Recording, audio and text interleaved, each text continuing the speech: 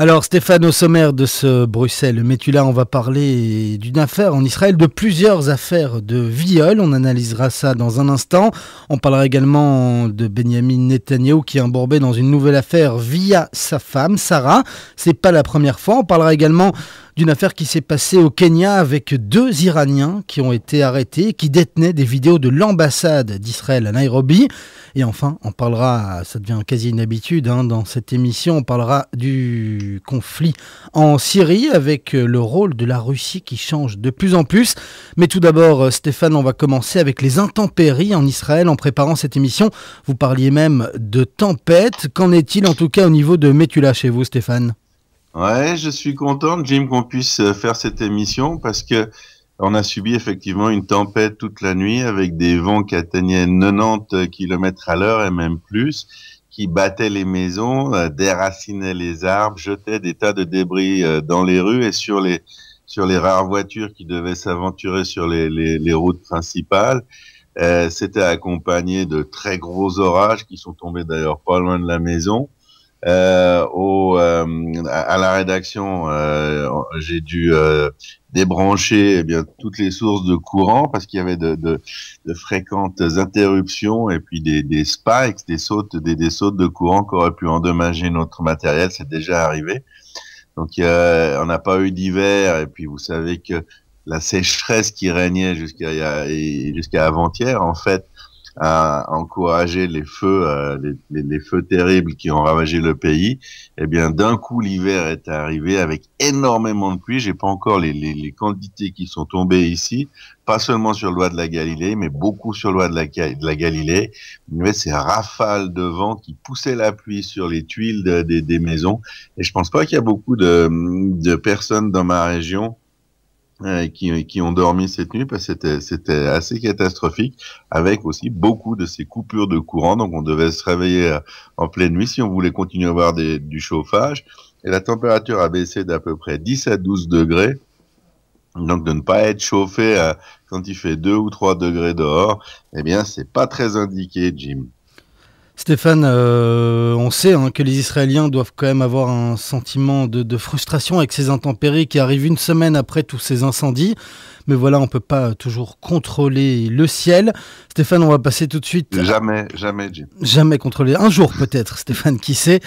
Peut-être avec un signe divin et de divinité, on va peut-être en parler dans le deuxième sujet, avec trois affaires qui concernent des viols en Israël, avec un ex-chef du bureau de Benjamin Netanyahou, avec un des députés du parti Abait HaYehudi, le parti de Naftali Bennett, et avec un général de Tsahal.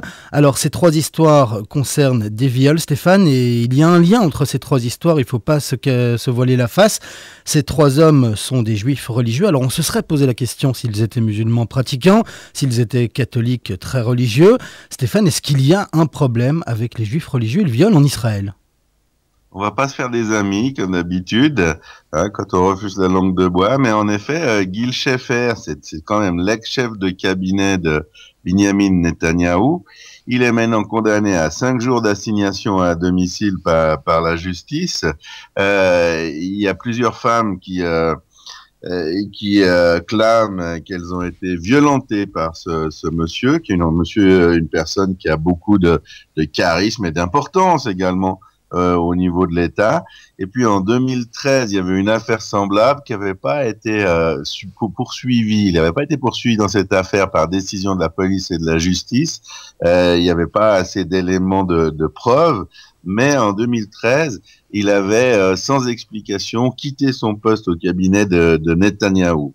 Et puis, les réseaux sociaux ne font que parler, en cette fin de semaine, d'un député dont on peut pas dire le nom, parce qu'il n'est pas encore officiellement mis en cause, en député de la Beit HaYehudi, le parti religieux national à la Knesset. Et puis alors lui, on lui attribue un certain nombre de viols, mais c'est à en croire la rumeur, et on participe pas à la rumeur, Jim.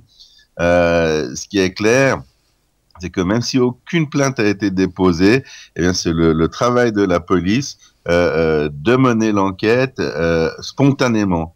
Quand il y a autant d'indices. Eh bien, ici en Israël, je pense pas que ce soit le seul endroit, eh bien, la police ouvre une enquête par elle-même, même si aucune accusation ne l'a atteint.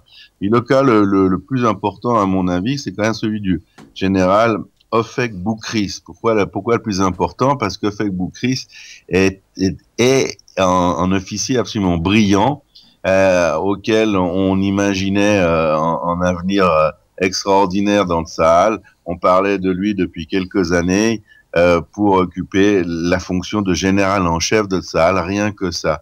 Eh bien, le général Boukris, qui est d'ailleurs marié, eh bien, est également impliqué dans le viol présumé, presque plus que présumé, puisqu'il y a eu un verdict hier au moins d'une subordonnée, mais il semble que le cas se soit produit plusieurs fois, au moins 2 fois.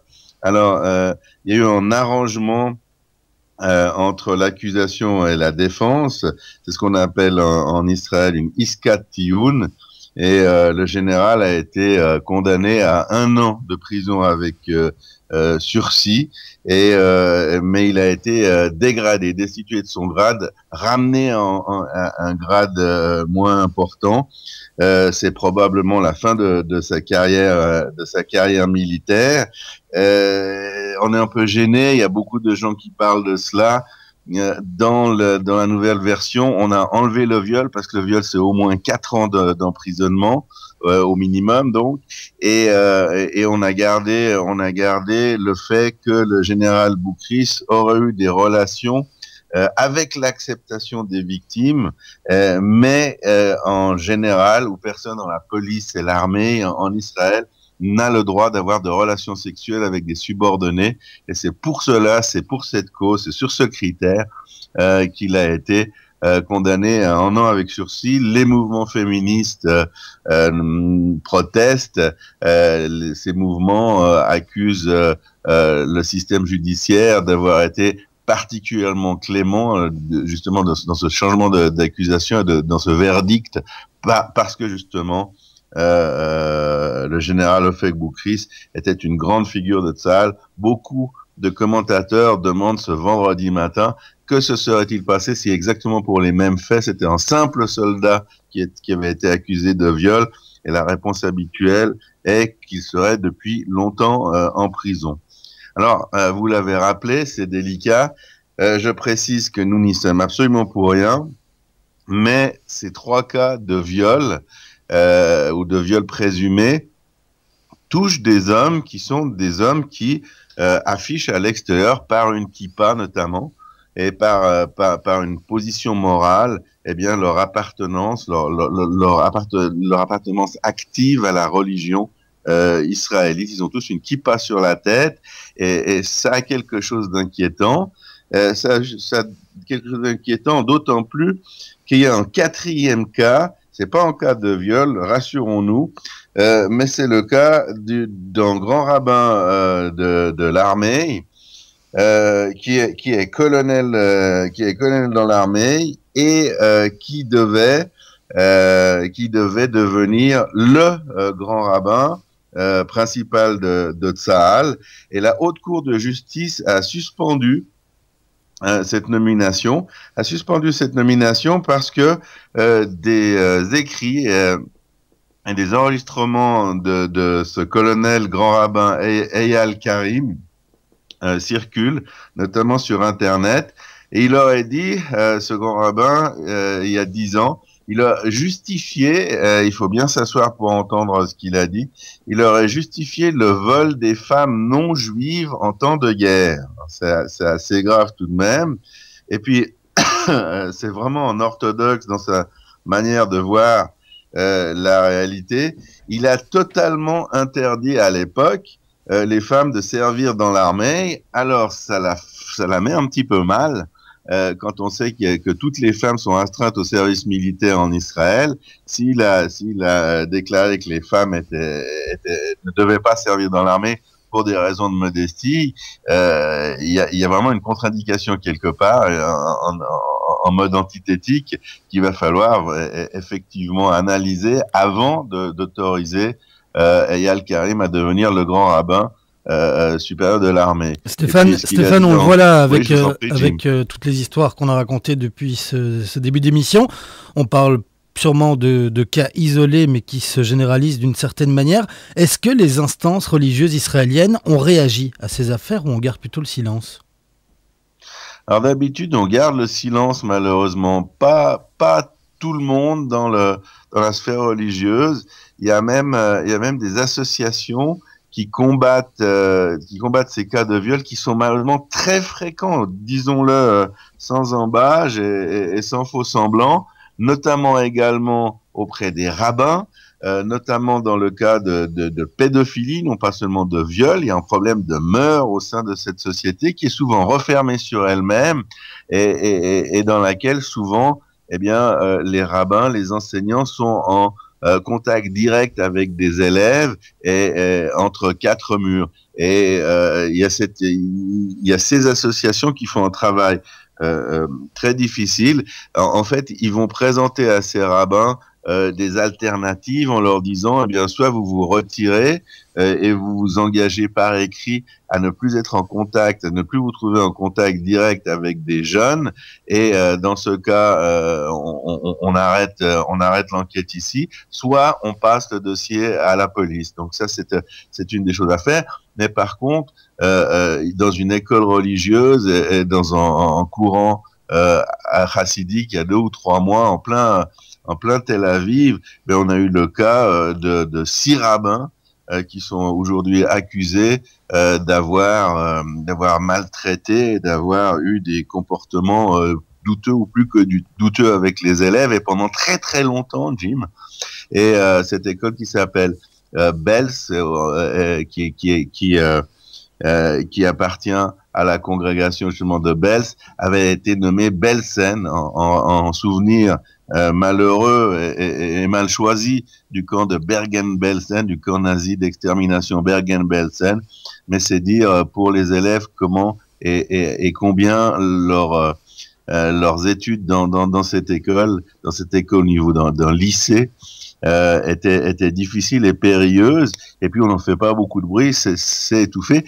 Disons-le clairement, il y a un problème, il existe un problème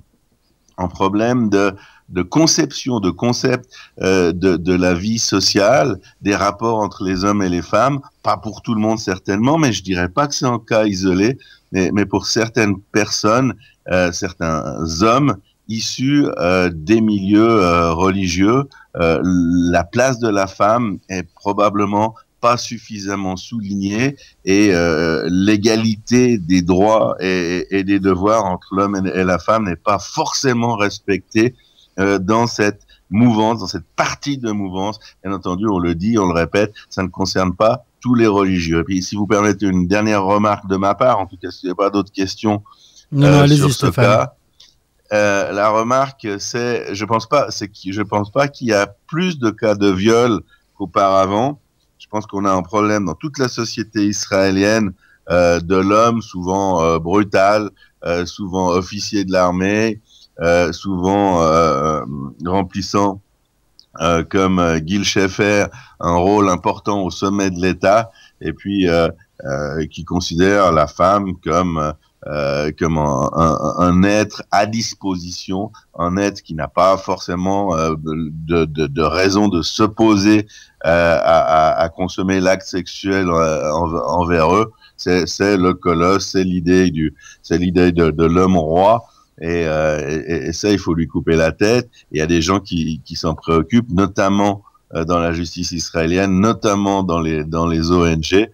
C'est pas encore assez clair, même dans la police aussi. On a beaucoup trop de ces cas, et c'est une question de mœurs qui touche l'ensemble de la société. La seule différence, Jim, c'est que maintenant, de plus en plus de femmes qui ont commis qui ont subi par contre ces viols acceptent de parler. Et on rappelle quand même qu'on a un ex-président de l'État, Monsieur Katsav, qui se trouve en prison ou qui est en train de terminer sa peine, et qui a été incarcéré, jugé et condamné justement pour avoir eu des conduites de ce genre envers les femmes ou à l'encontre des femmes qui servaient qui étaient à son service, qui étaient au service de l'État.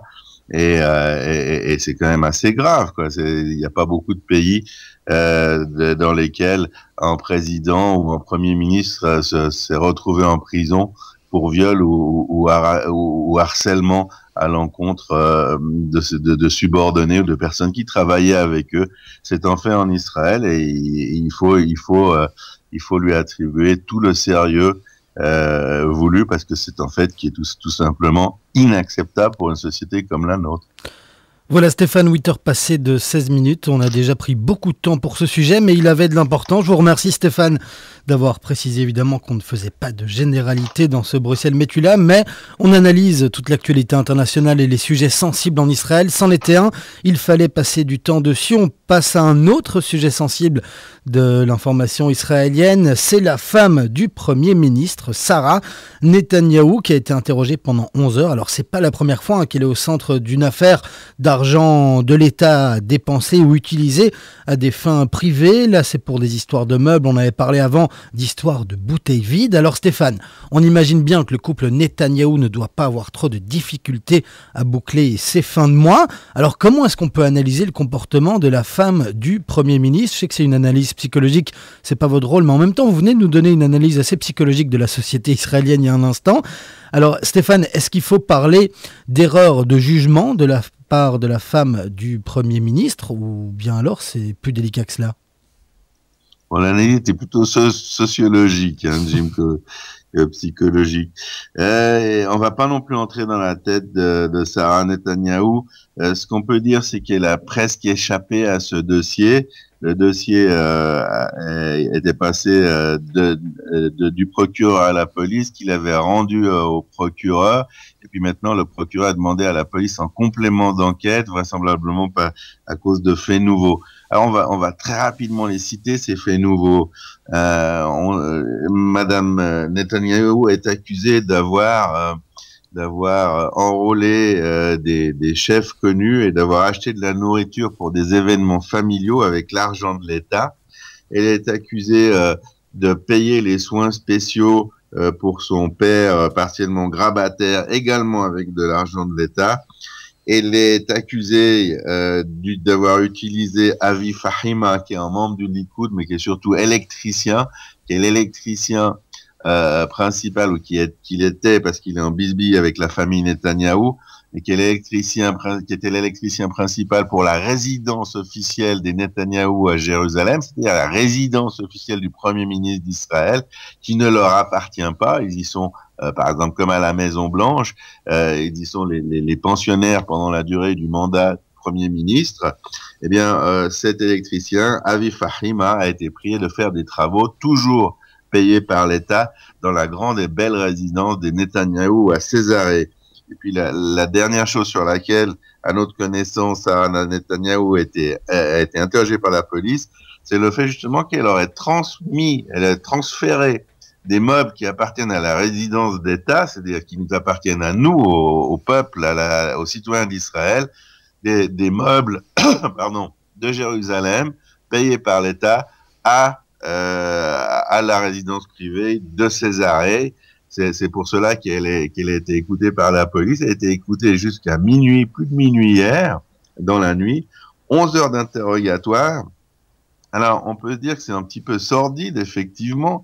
Il n'y a rien qui met en danger la sécurité de l'État. Il n'y a pas de millions d'euros qui vont être ramassés ou économisés par le couple Netanyahou suite à ces malversations qui doivent encore être démontrées juridiquement.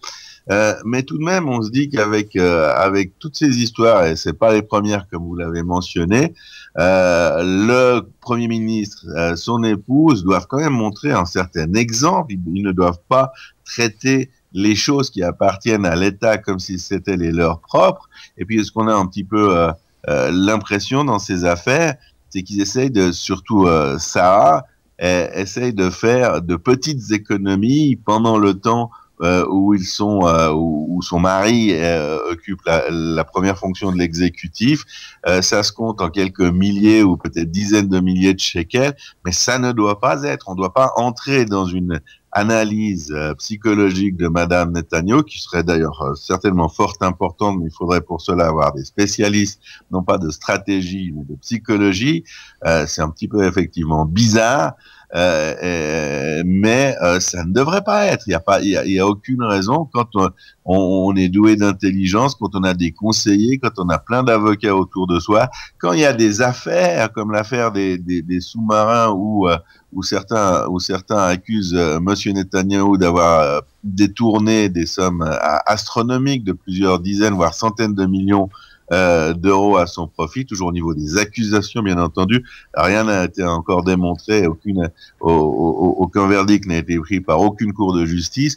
Mais quand Benjamin Netanyahou a à faire face à ce genre d'accusations, eh bien, ces petites affaires désagréables, dirais-je, n'ajoutent rien à l'image de probité de la famille Netanyahou au sens propre et strict, et au comportement du Likoud et de ce parti et de leur entourage, parce que Gil Sheffer, dont on a parlé, l'ex-chef de cabinet, participe à cet entourage. Il a également été entendu pour les mêmes problèmes dont on parle, dont les mêmes accusations portées contre Sarah Netanyahou.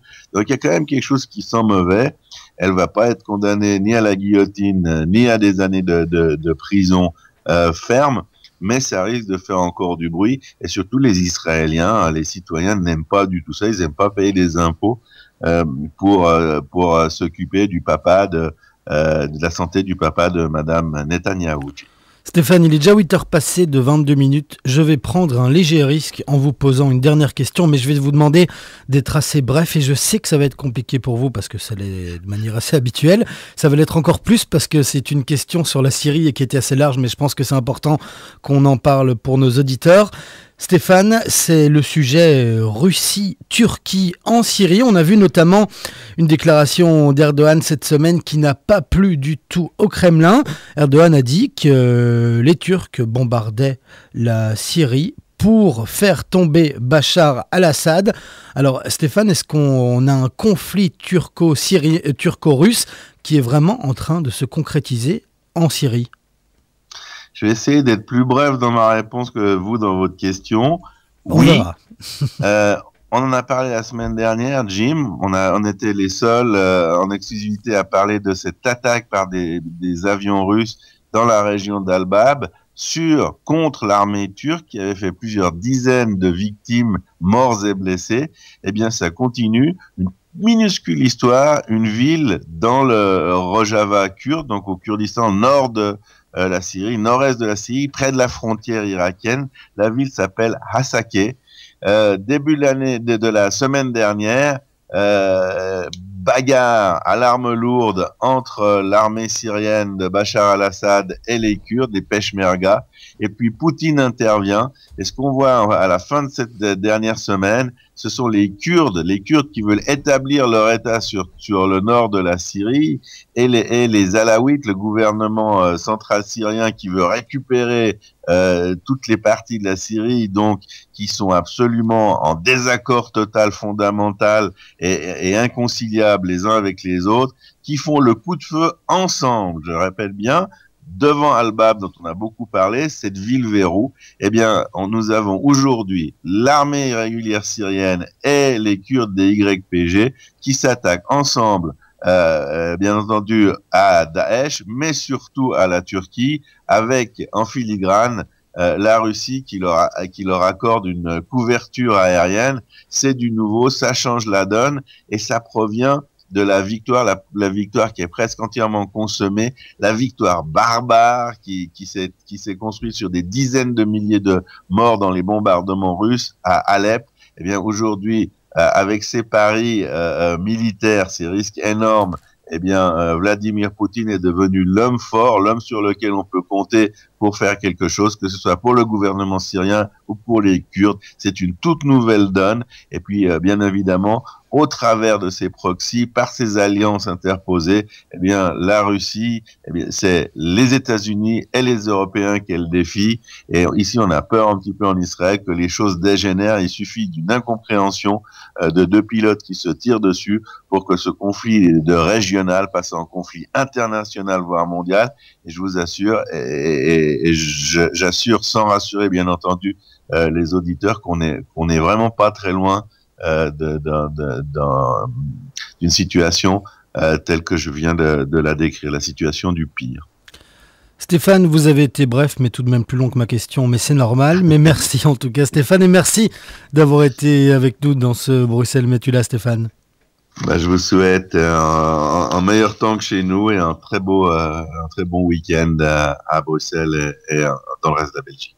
Merci Stéphane et Shabbat Shalom à vous et à tous nos auditeurs ainsi que tous vos collaborateurs de la Metula News Agency.